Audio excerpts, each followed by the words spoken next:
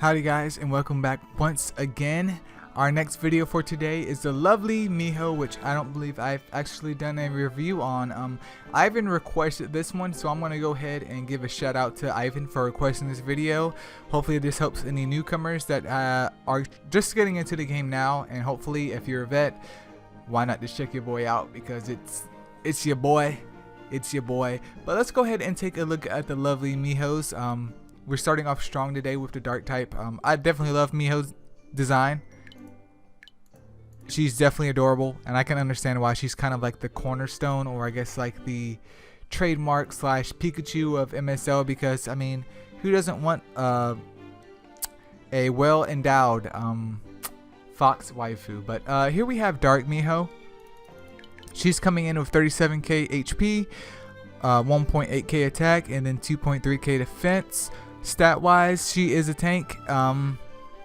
Attack and defense is a little bit low, even though she is a nat 4, but her HP is okay. Not the best, but it is okay. I mean, she can't be OP, but she comes with double HP aggression, so essentially you're just going to build her with triple HP, or maybe double HP with some crit rate on it, or triple HP with crit rate subs to just maximize her damage. As you guys know, HP aggressors can actually be quite annoying, especially if there are multiple of them in one party. They don't die easily because they always have so much of that one stat, so they can be kind of annoying to deal with. And don't forget her variant passive, which again is very easy to get her variant passive because we can catch Mihos left and right. Also boosts up resistance, so that can definitely be annoying as well. But of course, Dark Miho is probably the best out of the bunch, and she is probably the only one I would recommend you super evolving. If you have the other ones, if you have the mats for it, feel free to super evo them, but she is the one I would recommend because I think she gets like a flat 10% boost in her HP, which again raises up her survivability, and again raises up her damage as well, because she scales from damage. Her damage scales from her HP. And hopefully one day she'll come back, but if I hold my breath, I'll end up dead before she ever returns. Which is quite unfortunate, because the week I started, it was the last week of her rebirth, and she's never come back since. So rest in peace to the squad. So we have Light Miho over here. She's a defender type, coming in with 31k HP, 2k attack, and then 3k defense. Stat wise, she is fine, nothing too crazy, but she's fine. She's pretty much equal to the dark one. In terms of stats, I actually might like her stat distribution a little bit better, but she's just there to be annoying. She's not here for damage. She comes with taunt, 60% chance for 1 turn, and then attack down, 60% chance for 3 turns. Like a lot of guys have said before, she's pretty much just a trophy mon. Taunt got that rework and she didn't get it, which just helps support the fact that she's kind of useless. Attack down, 60% chance for 3 turns is nice, especially since we can skill book it and hopefully get that maybe 70 or 80% even. But again, bringing in taunt's not going to do anything for you. It's just not when you have fearless taunt, and not when you have other mons like I think Fire Artemis that would do such a better job of that. So she's pretty much useless. I can't really recommend where I would use her at. I probably wouldn't even bring her into clan versus clan, because what is she gonna do? What is she going to do? She definitely needs like a rework though. 433, if you see this video, go ahead and make Light Miho the best Miho. And let us leaf over here and look at the Wood one. So Wood Miho is an attacker type. She's coming in with 28k HP, 2.6k attack, and 1.8k defense. Stat wise, she is a nat 3. Her stats, they are what they are. Her HP pool is surprisingly better than some nat 4s, which is kind of bad for the nat 4s. Kind of bad for them, but actually good for her. Her attack is quite okay, especially being a nat 3. That defense is rest in peace to the squad. She gets hit, she's going down in flames, but it is what it is. And she comes with defense down for 2 turns, 60% chance, and then stun for 1 turn, 60% chance. Keep in mind she can be skill book, so I believe both of these go to 70. In terms of overall usefulness, you can definitely use her in, I believe, B7. You can also use her in dragons as well, and maybe somewhere like clan versus clan if you're trying to do, you know, a decent amount of damage early on in the game. And of course we can super evo all of these as well, so if you definitely love Wood Miho, then feel free to super evo her. Mine isn't super evo. I actually haven't used her in quite a while because I just have different mons. So her usage kind of tapers off once you get other mons. I'm not saying that she's a bad mon, but again, you can use her in golems if that's all you have. You can use her in clan versus clan. You might be able to use her somewhere in a story or somewhere where you just need like a defense downer. Stun isn't useful in Titans at all because you can't stun the Titans. As for Colossus, I'm not really sure about that either, but I don't believe you can stun him either. You might be able to use her in Tower of Chaos though. So if you're having problems with Tower of Chaos and you need to CC maybe the boss, you could definitely use her here, but the problem is it's on her 5-star skill and not her 3-star skill where it's spammable. So again, it's kind of iffy. I'm not saying that she's bad, but she kind of loses her usefulness as you progress through the game, which is pretty much all the Mihos other than the dark one. But let's go over here to the Wet Miho, which is actually my favorite.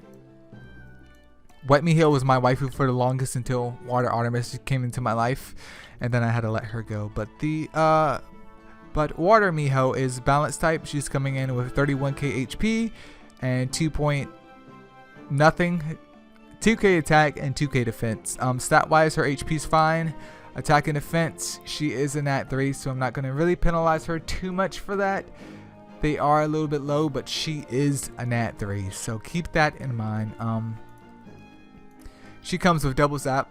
The first zap is 100% chance for 2 turns, and then the second zap is 60% chance for 2 turns.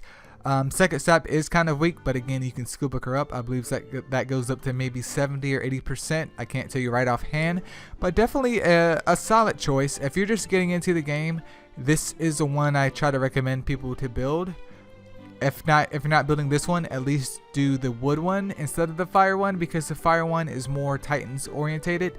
The water one you can use in B8 if you have no other water mons, but I wouldn't recommend that. Just bring in 2 monas and they should serve you pretty well. Her real use is really pretty much B10 until you get a better sapper. So if you pull maybe like a fire purse or a water Artemis or someone similar to that with a double sap, I would say use them once you get them to Evo 2 instead of her. But if you don't have none of that, then feel free to raise her up to Evo 3. You can definitely book her up, which is what I would recommend. I actually started out using Wet Miho in my Golem B10 run, so definitely a good contender. I honestly don't think I use her anymore though, because again I have better mons to replace her. But she's definitely a OG on my team.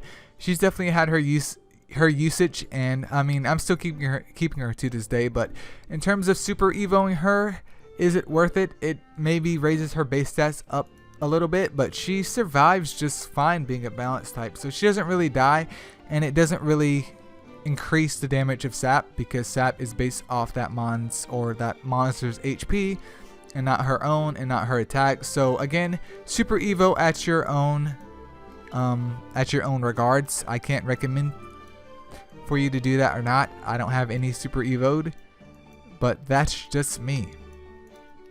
And last we have Fire Miho, which is a tank type. She's coming in with 37k HP, 2.1k attack, and then 1.8k defense. Stat wise, again, she is a nat 3. It's fine. She has plenty of HP on her, which is what a tank is supposed to have. Defense is a little bit low. They should switch to defense and attack out, but it is what it is. And she comes with attack down for 2 turns, and then 6% chance for 2 turns, and then HP siphon, which, correct me if I'm wrong, I think with the recent patch, maybe this month or last month, she did get a boost in her HP siphon, so it heals everybody. and not just herself. And of course, she could be skill book, so maybe it'll boost the effectiveness of HP Siphon, and again get the attack down to maybe 70% chance. You guys might see in my video from like 1998 where I recommend that you don't build her first because she is a Titans Mon. Yes, attack down is useful, but there's a point in the game, especially story wise, where attack down doesn't matter. You can just take a Mon on a Siphon set and have them plow through it, or take a Nat 5 and they could pretty much solo through majority of the story with little to no problem. So I don't recommend building her first. I'm not saying that she is the worst Miho that you could possibly build, but I don't recommend building her first because she is more of a Titans Mon than anything else. Again, you could bring her in clan versus clan. She does have that utility of being able to debuff whatever that you're fighting and healing the squad, but again, she's more of a Titans Mon. If you plan to use her and keep her as a staple on your team, definitely super evil her, but she's not here to do damage. She's here to debuff and just hopefully sustain her and kind of help sustain the squad, but she's not here to do damage, even though it heals in proportion to the amount of damage dealt. With 2.1k attack, even her on a triple attack set, she's still going to get out damaged by a balanced Nat 4 with decent stats, so just keep that in mind. But I definitely hope this video helps. Again, Miho is like the Pikachu of MSL. She's the face of MSL, and they're good Mons, but you kind of grow out of them at some point in time. I mean, there's probably some guys out there that still use their Mihos. I see like a whole bunch of super evo Mihos in PvP as well, but she's definitely not bad. The dark one, hands down, is probably the best.